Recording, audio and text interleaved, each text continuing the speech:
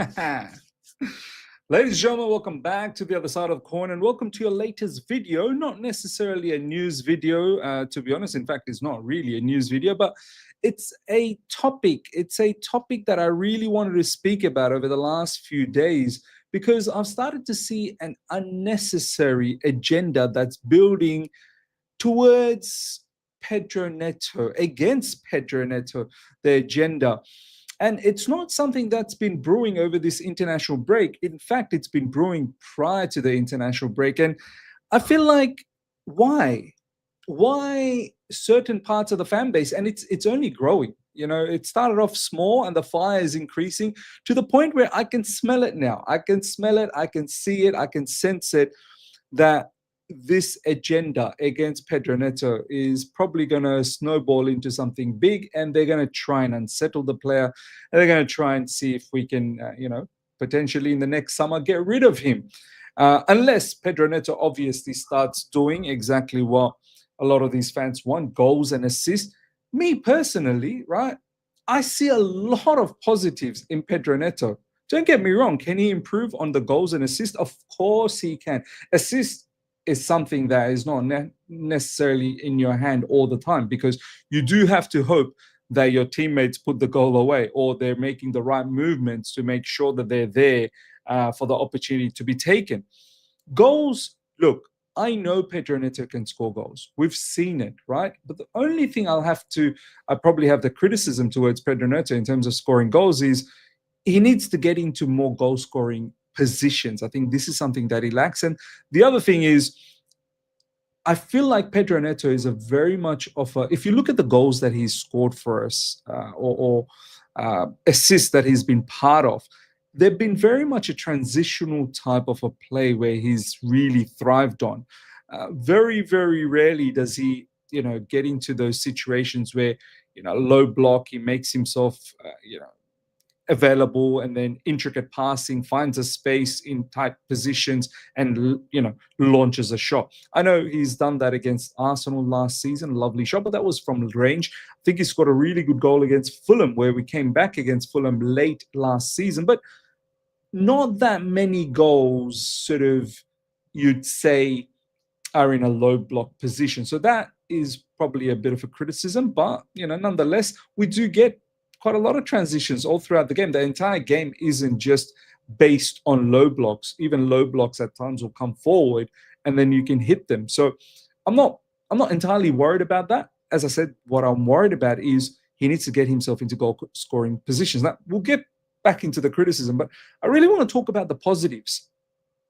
For me, Pedro Neto, ladies and gentlemen, we need to start, and I've been saying this, we need to start looking at this squad as a collective as opposed to individuals. What does this player provide in collection? I'm even gunning for players like Garnacho, players like Gittins, everyone, because we don't have the time right now to overly criticize each and every one of these players. This is why I don't go heavy on the defenders. I don't go heavy on the goalkeeper, because I see that this season is a very crucial season. It's a very crucial season. We finished in the top 4 last season. We won the Conference League. We won the Club World Cup. I see this season as a launching pad to really compete for the top honors. Whether we win it or not, I don't think we do, but be in the close vicinity. So I don't want to spend my time consistently smashing and like talking down on some of my players. And Pedro Neto is probably not even one that I feel it's necessary to talk down about. And I'm going to tell you why. Pedro Neto's work rate is insane. And I know a lot of people will right now comment, oh, here we go, Miz again, talking about the work rate of Pedro Neto. But it needs to be talked about. This guy's work rate is off the charts. At times, he's another added defender. And these days in the Premier League, if you leave gaps in behind, it will be exploited. With the wingers and the fullbacks bombing forward, you'll leave gaps behind. Teams overload as well. Pedro Neto, the amount of times I've seen Pedro Neto rescue people on the left side or on the right side is incredible. We cannot downplay that. That's a huge factor. If he doesn't do that and leaves things wide open, I'm telling you, would probably concede a lot more. Now, I'm not saying let's just look at that attribute of off the ball work rate as the only reason to keep him. No, I'm saying at least appreciate it. Appreciate that. That's huge. So that's in defense. In the offense as well, he's pressing. The amount of times he's pressed and won the ball back, winning duels, 50-50s, is incredible. He puts us in the front foot. Not that many wingers. Estevan Willian has started to do that. I've started to see his off-the-ball work rate. Estevan Willian, obviously, fantastic on the ball, but it's his off-the-ball work rate that will also add. Yes, you can be fantastic on the ball, and of course, you're going to be in the team because of that. But if you can add off-the-ball work rate as well, it will only go that, like, honestly, it will go far. Look at Enzo Maresca. One of the first things he does whenever there is an adversity, whether we get a red card or whatnot, he takes Estevan Willian off because he feels like, is the off-the-ball work rate's going to be there. Now, I know he took Pedro Neto off as well against Man United, but that was a mistake. That was a huge mistake. And even Pedro Neto came out in the press conference after, I think it was just before the Champions League game against Benfica, that we need to find a solution and not just take all the attackers off. Enzo Maresca said that same thing as well, made a mistake by taking all of those attackers off. So Pedro Neto, off the ball, we have to appreciate what he brings to this team. And it's, at the moment, as a collection, it's very important. Goals are coming from Enzo Fernandez. Goals are coming from Caicedo. Goals are coming from, Estevan Willian. Goals are coming from João Pedro. I know in recent times, João Pedro, and that's another topic people are talking about. Maybe we'll park that for another day. Is he a striker? Is he a number 10? Me, I still think he definitely is a striker who can definitely play number 10. But right now, not having Cole Palmer there is affecting João Pedro's game up front. When Cole Palmer's not there, I'd rather have João Pedro as a number 10 and have Mark Guiu up front whilst Delap is injured. But coming back to Pedro Neto can provide, set pieces as well. Set piece delivery. And right now, honestly, I'd go with Estevan Willian on the right side. I'd go with Pedro Neto on the left side, João Pedro up front, and then you've got the midfield trio, right? When Cole Palmer comes back, then it becomes a bit tricky. What do you do then? Once again, I don't want to have Estevan Willian on the left side. I'd rather have Estevan Willian on the right side. Now, Pedro Neto can operate on the right as well. I think on the right, his inverted crosses can become a huge, huge asset for us, which hasn't been taken into, we have not taken full advantage of that.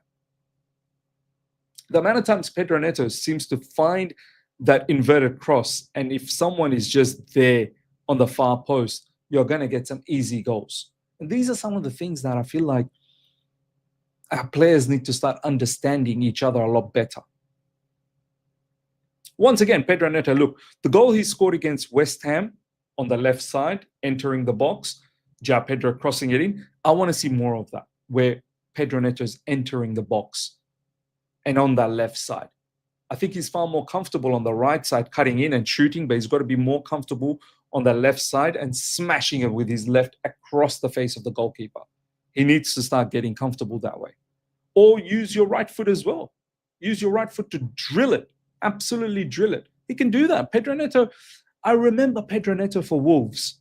Pedro Neto scored goals against Chelsea from that left side, smashing it through. I think it was Kepa or maybe it was Mendy. I can't remember. Pedro Neto, ladies and gentlemen, look, he's not a world beater, but he's a top quality player, man. He's a quality player. What happens next season? I don't know. People are saying Cuenda, this, that, the other. We're going to get a few players, and then, Pedro Neto is probably going to be sold. But Pedro Neto, yes, people might not appreciate his dribbling, and that's something that he definitely should be improving on. I do like his acceleration. I think Pedro Neto is a type of a player that likes to link up and run in behind and then use his pace and acceleration to get to the ball, as opposed to stand still, take players on, dribble past. He's not an Estevan Willian. if that's what people are looking for. Even Garnacho, I'd say, is a better dribbler. Pedro Neto is a different type of a winger. Running behind type of a winger. Use your pace type of a winger. There are times I've seen Pedro Neto on the right side where he has beaten his man and taken to the byline and then whipped in a cross with his right foot. I've seen Pedro Neto do that kind of stuff. Pedro Neto, look, whatever he's doing, whether it's on the left, whether it's on the right, he should be also looking at the cutbacks. The cutbacks, hoping the midfielders come in and smash in a goal. Those will go a long way. But look, me personally, ladies and gentlemen, I feel like Pedro Neto is a big asset at the moment. And I don't want to see this agenda building against him in recent times, almost trying to create an unnecessary situation to unsettle a player. We don't need that. Right now, what we need is just hope that everyone performs, man. Hope everyone performs. That includes the players that we not necessarily like. A lot of us didn't want Gittins and Garnacho, but we need to hope that they play well for us as well. But for me, look, honestly, ladies and gentlemen, Pedro Neto is not an issue. It really isn't an issue, and I hope the fan base can rally behind and back this player. There's a lot of good that this player is doing, and it's not like he's incapable of getting those goals and assists. He's definitely capable. It's just a matter of getting into those areas and making sure that you're there, taking advantage of more of these opportunities. That's what it is. I don't think he's a bad player one bit. Ladies and gentlemen, let me know your thoughts about Pedro Neto. Are you one of those fans that feel, nah, I need more, I need better? Or are you one of those fans that think, nah, he's giving a lot of things that is actually good for the team as a collective? Let me know your thoughts. Smash up the like button if you're here for the first time. Subscribe. Hit the bell notification to stay in touch with all my content. Until next time, take care. See ya.